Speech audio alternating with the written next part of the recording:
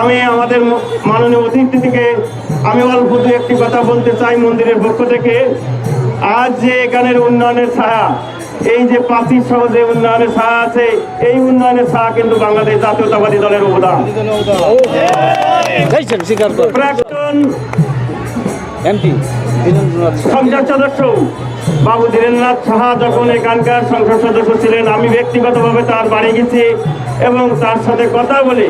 আমি এখানে সর্বপ্রথম উনি এমপি হওয়ার পরে সর্বপ্রথম 50,000 টাকা আমার ভুবনেশ্বরী মায়ের মন্দিরে বরাদ্দ করে থাকেন এবং তিনি নিজে উপস্থিত থেকেই এখানে ওই পাঁচিলের কাজ নিজে কুদাল ধরে শুরু করে দিয়ে গেছিলেন।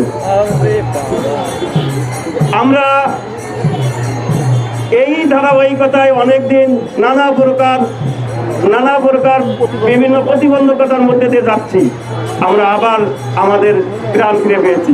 আমি আশা করব আমাদের নড়াইলের কান্ডারে আমাদের আজকের এই পরিবেশ দেখে উনি ওনার সেই উন্নয়নের হাতকে আরো সম্প্রসারিত করবে, যাতে করে আমি যেমন ধীরেন স্যার নানুন আজ এই সবার সামনে স্মরণ করতে পারলাম, আজকের প্রধান অতিথির নাম যেন এইরকম ভাবে সবার সামনে আমরা আবারও স্মরণ করতে পারি।